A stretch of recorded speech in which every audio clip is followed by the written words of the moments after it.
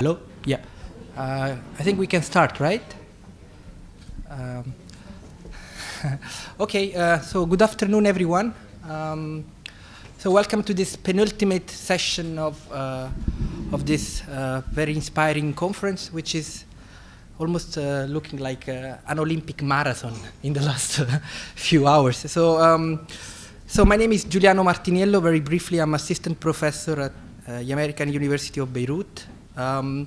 So today I'll be chairing this session titled Powerful Categories, where we'll be talking about, again, an ongoing debate over measures and categories. Our two panelists, Karen Rignall, who is an assistant professor at the College of Agriculture, University of Kentucky. She's been working on issues of agrarian change and land tenure system, so she will be the first presenter. And then we'll have Zakaria Kadiri, professor of sociology at the University of Casablanca. Zakaria is working on himself on issues of agrarian change and natural resources management, especially water and land. So you can... sorry? We just want to regret the absence of our colleague Hania Sholkami, who was due to give a paper, The Poorest Are the Most in Need, and had an accident that has prevented her from being able to be with us, but she will be sending her paper, and we hope to include her for the future. Great. Okay, thanks. So the session will go on still for 1.5 hours, right? So you have more or less 20... Slightly shorter, so that we have more time. Yeah, so should we keep it more time for the discussion, or how do you prefer? 20? Okay, okay, 20 minutes, whatever you feel like. Okay, go on. Right. Thank you all. This has been a very, very rich conference, and I really appreciate the chance to be here with all of you, and really want to thank the organizers. This has been wonderful. It's a real privilege for me to present on work in progress. This is research that I'm writing up with a collaborator, actually, who's an agricultural economist also at the University of Kentucky. So I'm a cultural anthropologist. I'm an ethnographer, but what I will be talking about today is perhaps a little more quantitative, or a little more, let's say, methodologically rigid than I normally do, but I wanted to relate it more broadly to debates around land tenure. And we haven't talked a tremendous amount about land tenure, and so perhaps this can be one entree into that question. In particular, this is going to highlight the incredible diversity of land tenure regimes in the region, because I think some of the issues regarding Moroccan land tenure you don't find, you perhaps used to find in Syria, but maybe not so much anymore. So I'm entitled The Shadow Land Governance, and I'll get to what that means. And I'm interested in particular on kind of customary land tenure, and Africanness in the room will sort of recognize this as a major issue throughout the continent, but perhaps less so in the Middle East. And I'm trying to think through how customary land tenure has managed some pretty marked social and economic transformations in the land use situation in Southeast Morocco, and as well on issues of poverty. Oops, wrong computer. I first presented this research this past March, actually at a World Bank conference. So I am an anthropologist, and so I wanted to get the latest thinking on land tenure, and I figured the best way to do that was to go to the belly of the beast. And so they have an annual conference called the World Bank Conference on Land and Poverty, and I highly recommend it because it was fascinating. And I did some participatory observation, and it was quite fascinating. And I found that the conference itself has become part of my research. So it has now folded into this work, because what I was very struck by is something that I was sort of vaguely familiar with. It's been some time since the World Bank has promoted exclusive private titling as its policy. It's been, I don't know, maybe 15 years or so. And now the conventional wisdom is to speak about pluralistic land regimes and recognizing collective tenure regimes or customary regimes, which are not always collective, but recognizing those through kind of creative titling schemes.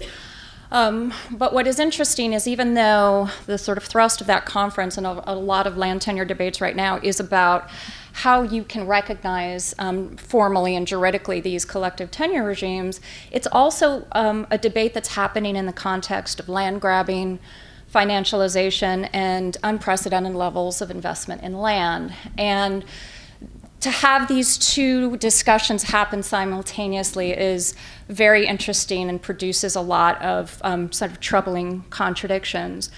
So the two, I picked up a lot of great language at the conference, including the sort of major theme is this idea of scaling up responsible land governance. And so the idea of land governance is that in recognizing groups' collective tenure, and that may mean ownership or may mean just use rights, what you're trying to do is recognize their existing rights in a prevailing plural legal regime. Now again, this may not apply to sort of many of the contexts in which you all work. In Morocco, it's huge. But even if collective land tenure isn't as widespread as it used to be in the Middle East, plural regimes most definitely are, because every regime is plural, if only because of the sort of disjuncture between practice and law and politics. So the idea of securing land rights in this sort of prevailing regime is also interesting because of its essentially conservative nature. There's no real reform agenda. It's not about improving access of people to land. It's about securing existing rights.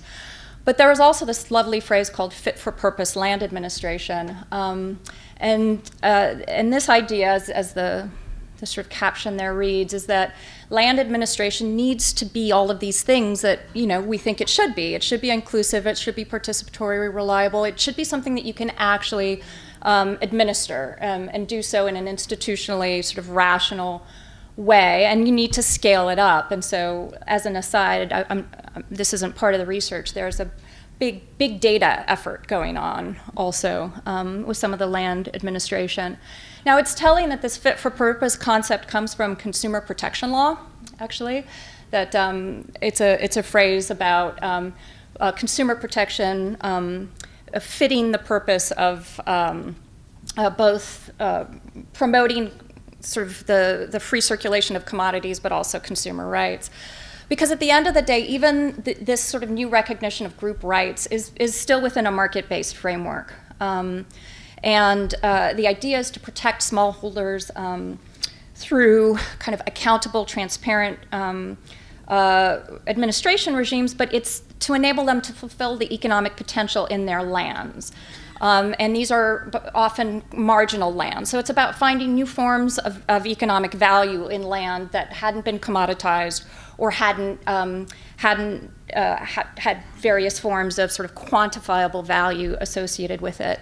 But there's a bigger goal, and I'll eventually get to Morocco, I promise, is to promote the overall investment potential of these lands, lands that have ambiguous tenure status or plural regimes. And so in this context, transparency, rule of law, investment has a way of turning this land and of rendering it more open to external acquisition. It makes it more legible. It makes it more amenable to outside appropriation. So these are some of the contradictory outcomes that can result from this effort. And people who have had their customary land rights sort of challenged there are important social mobilizations happening in many parts of the world for people to have those rights recognized. So many people do indeed want their rights recognized. But on the other hand, this sort of appropriation into these other processes or regarding financialization and land investment make it problematic.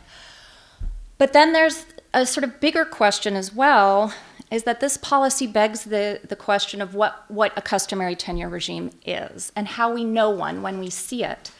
And that's a very, very thorny question because as Roland was raising it with Mandate Syria, and 1919 was a very significant year in Morocco because what came to define a customary tenure regime was usually defined by colonial authority. And in this case, it was designed by the French Protectorate Authority in a 1919 decree that formally recognized collective lands as belonging to tribal confederations, but under the tutelage of the Bureau des Affaires Indigènes and the Protectorate regime. So in essence, it subsumed collective tenure regimes under the colonial authority. And that is the system that continues today. It is essentially unchanged, except that the Ministry of Interior is the Bureau des Affaires Indigènes in more ways than one, I think. So what we have to pay attention to on a sort of empirical basis for Morocco, but just in general, when we see these debates, even elsewhere, is that what's described as a customary tenure regime is often based on these inherited colonial notions, or other ways in which customary regimes have been folded into the sort of apparatus and space of the state, and so don't necessarily operate in a truly customary way. So then you have this shadow regime. So you have these sort of the formal customary regime, but then you actually have the way in which people manage their land. And that's what I've been trying to get at with some of my research, is that we have a very rigid structure in certain respects for a collective land administration in Morocco. But then we actually have the ways in which groups in the South have been managing their land. And so I came to the question of how we can start to capture this, because I do so qualitatively in my work. I have a very strong sense of, over the past 60 years, how people have been managing their land. But I'm also interested in, given the invisibility of these tenure regimes and the invisibility statistically of these populations who don't appear, their agricultural production's too low, their land ownership's too low, and their land tenure status is not even recognized, because there is privately held land in these areas. It's just you can't get title to it. So I came at this with some broader research questions, because I'm really interested in livelihood transition, and I'll get into what that was.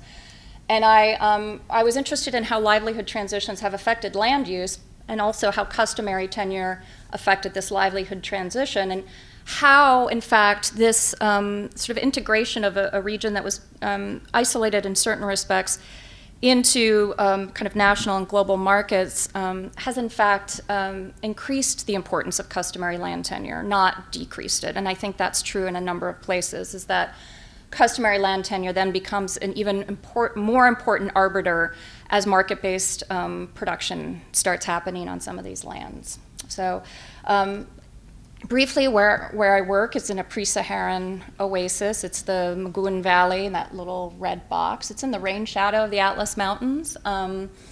So it's the sort of second to last string of oases before you get to the hyper-aridity of the desert. And so this valley extends from the kind of mountains down to the Sagro Mountains. And it is one of the few areas that has a river that runs all year and has oasis agriculture, as you can see there. That was taken in kind of early spring, so you have the almond trees that are starting to blossom at that point. And I can talk about the farming system a little bit later if you are interested. I can talk about the farming system forever. But so this is an oasis valley. It's surrounded by the arid steppe. It's not Arab. This is a Shilha, Tashalhait, Berber area. And it was dominated by extensive pastoralism, transhumants who moved their herds up and down these mountains, and then intensive oasis agriculture. But there's been a marked shift over the past half century. It's a marginalized region, chronically poor, and labor migration has been a real lifeline for the region. And so from the 60s on, labor migrants went to the mines in France and Holland and elsewhere in Morocco. So indeed, like in most places, it's very diversified livelihoods and wage-based. But importantly, and something that I want to keep on coming back to in my work, is that people are investing in land, they are investing in agriculture, and it's a very important part not only of their identities but of their whole livelihood systems. So you can see, though, the kinds of changes that I'm talking about are very visible on the landscape. In the sense that when people have invested in land, they are sometimes bringing new land into production. So I have Al Bor and Neit Yahya and Al Hart. Those two sort of swaths of green didn't exist 40 years ago. What people have done is extended irrigation canals. And this is somewhat different than some of the extensions of agriculture you see elsewhere in Morocco, which are done by deep wells, is that this is done by the surface irrigation off of the sort of traditional seguias, so it hasn't had the same impact on the water table. So I was interested in how people are accessing this land and how this overall transition has happened, because with a chronic drought worsening and the commoditization of the livestock sector, extensive pastoralism is essentially no longer a viable livelihood. And so what we've had is a real shift in populations. Let me spend just a quick moment talking about what customary tenure is here. A brief moment, because I told Giuliano I only wanted 20 minutes, but clearly I'm going to go over. These are nested or intertwining collective and private property regimes, and they always have been. There's milk, but there's also different kinds of collective regimes at different scales. There are tribal confederations that extend over whole valleys and whole regions where people used to move their herds, but then there are also collective holdings at the village level, and these are governed by different kinds of mechanisms that sometimes relate to one another and sometimes don't. And they, as in most places, are linked with other forms of natural resource governance, as well as local governance in general. So the Jma, the local councils that were administering land, used to just administer everything. They still have they still have a sort of political identity indirectly in land governance, but it's not a formal government position. And we could talk a little bit more about the sort of ambiguous administrative status of some of these regimes. But crucially for my story here is a notion of you being native versus non-native and how that affects your rights. Again, this is pretty reminiscent of many places in sub-Saharan Africa. And if you are kind of native to this region and to the tribal confederation, then you would have collective land rights, and then you can access land through a non-market allocation. You go to your land representative and you'd say, I'd like to get some land. If you're non-native, you can buy land, actually. There is private property, but you cannot buy agricultural land. And that has had implications for this transition that I'm going to talk about. So what happened? We had this shift, and so just what this picture shows is one of the extensions. As people are bringing new land into cultivation, they are leveling the land. This takes many years to do, is that usually they start off planting some olive trees, they put in alfalfa for a number of years and manure, and you're not expecting returns for upwards of a decade, depending on how rushed you are. And so this is one example of a relatively new addition in El Hart. That was one of my major field sites.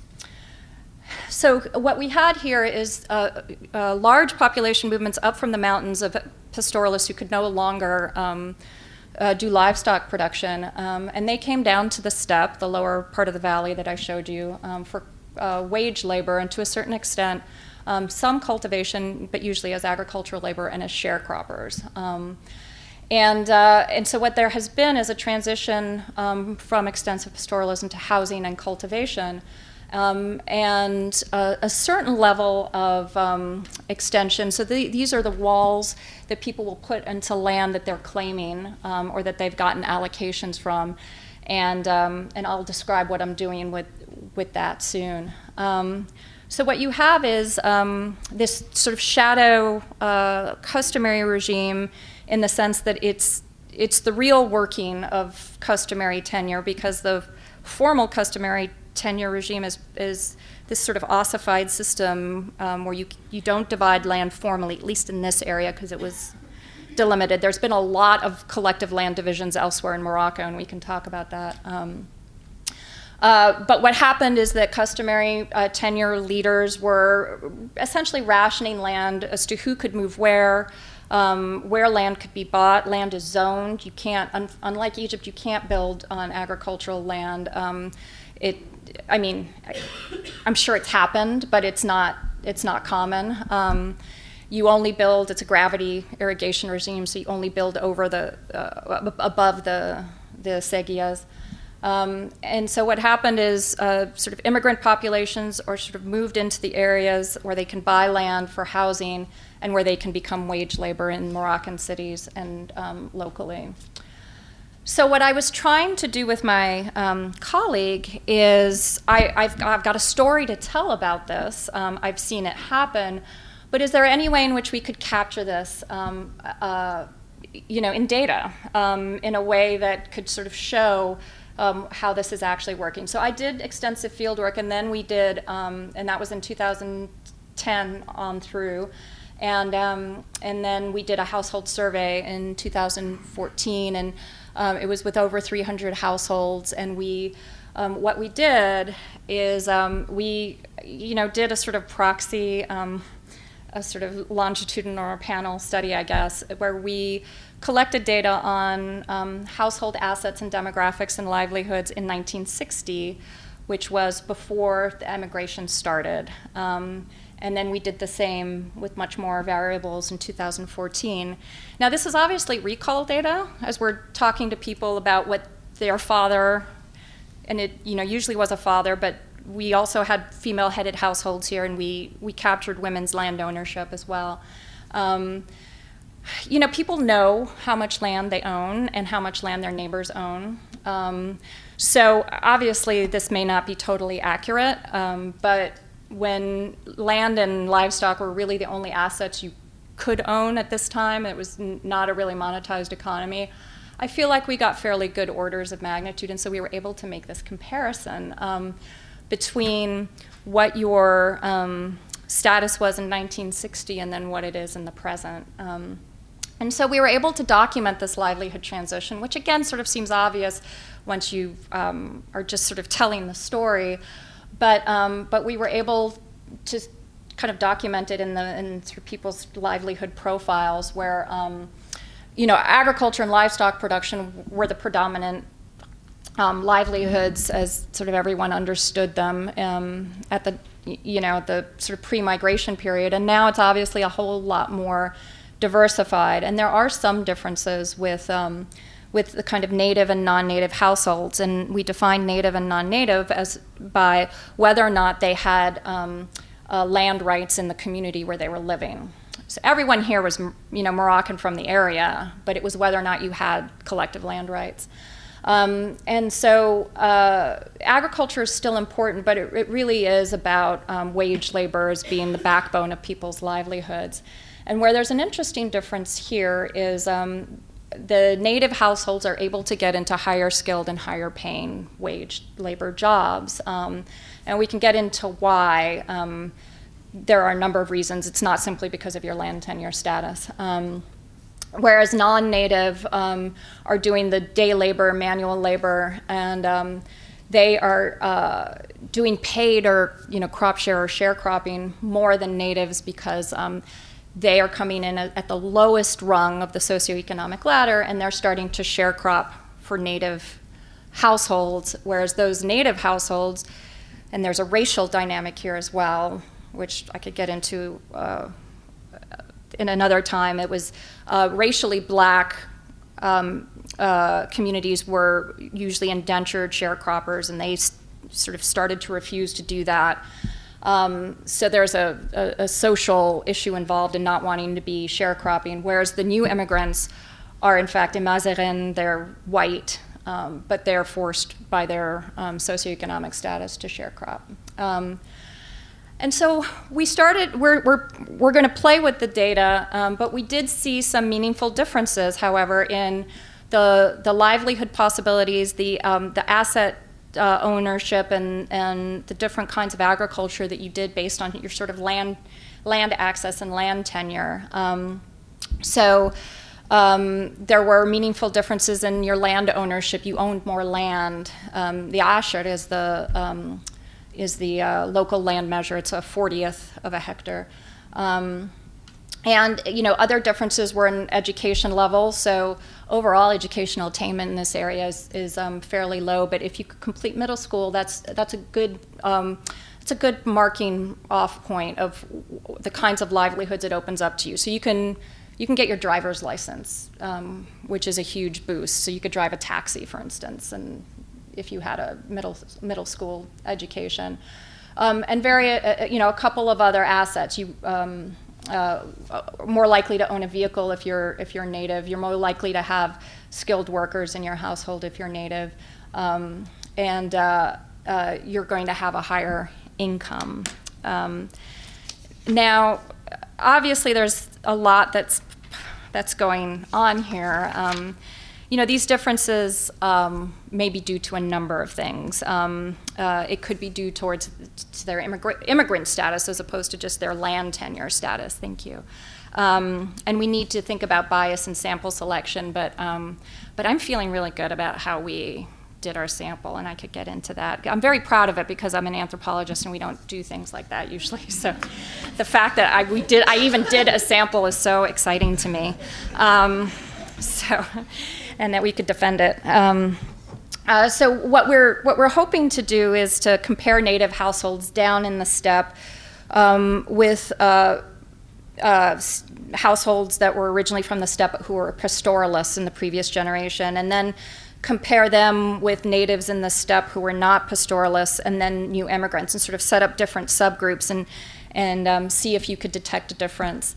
Now, to me, this is just kind of complementing another more critical analysis. This isn't necessarily telling us analytically something incredibly new, but hopefully it's a way to start getting at these large scale, relatively large scale, it's a region, it's not national, ways of moving land, managing populations and land in a way that completely circumvents sort of juridical frameworks, and even in certain respects formal state apparatus. And if you can sort of trace that on this scale, I think it could yield some interesting insights. We're also doing a sort of GIS analysis because I have aerial photos from 89, 97, and then contemporary ones where I have someone who's digitizing the sort of different land categories like buildings. I call them gardens just because they call them jnen,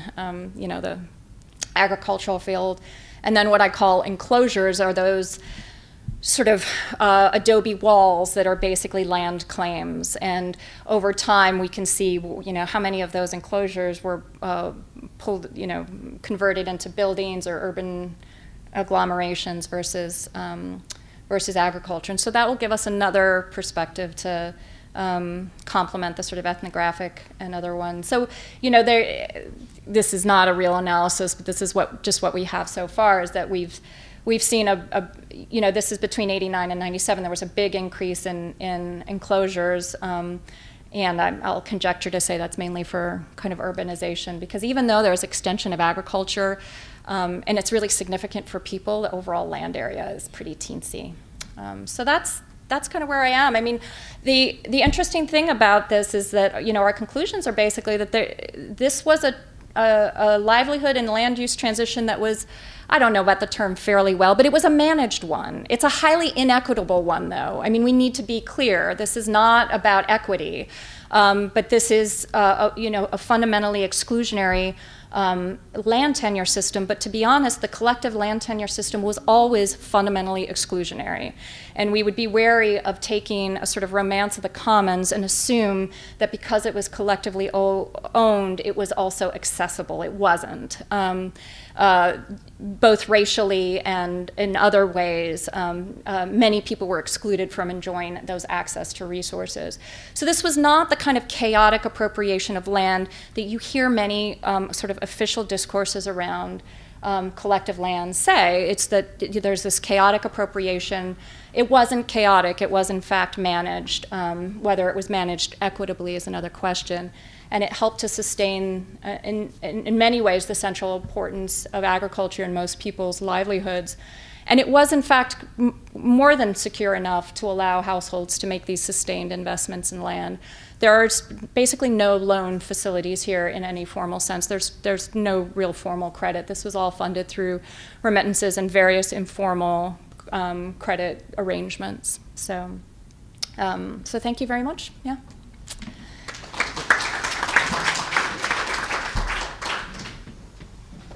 Where we'll be talking about, again, an ongoing debate over measures and categories. Our two panelists, Karen Rignall, who is an assistant professor at the College of Agriculture, University of Kentucky. She's been working on issues of agrarian change and land tenure system, so she will be the first presenter. And then we'll have Zakaria Kadiri, professor of sociology at the University of Casablanca. Zakaria is working on himself on issues of agrarian change. Hello? Yeah. I think we can start, right? Okay, so good afternoon, everyone. So welcome to this penultimate session of this very inspiring conference, which is almost looking like an Olympic marathon in the last few hours. So my name is Giuliano Martiniello. Very briefly, I'm assistant professor at the American University of Beirut. So today I'll be chairing this session titled Powerful Categories. Writing up with a collaborator, actually, who's an agricultural economist also at the University of Kentucky. So I'm a cultural anthropologist. I'm an ethnographer, but what I will be talking about today is perhaps a little more quantitative or a little more, let's say, methodologically rigid than I normally do, but I wanted to relate it more broadly to debates around land tenure. And we haven't talked a tremendous amount about land tenure. A half hour, right? So you have more or less 20... Slightly shorter, so we'll get more time. Yeah, so should we keep it more time for the discussion? How do you prefer? 20? Sure. Okay, 20 on. okay, 20 minutes, whatever you feel like. Okay, go on. Just take- Right. Thank you all. This has been a very, very rich conference, and I really appreciate the chance to be here with all of you, and really want to thank the organizers. This has been wonderful. It's a real privilege for me to present on work in progress. This is research that... And natural resources management, especially water and land. So you can... Sorry? We just want to To regret the absence of our colleague Hania Sholkami, who was due to give a paper, The Poorest Are the Most in Need, and had an accident that has prevented her from being able to be with us, but she will be sending her paper, and we hope to include her for the future. Great. Okay, Okay, thanks. So the session will go on still for 1.5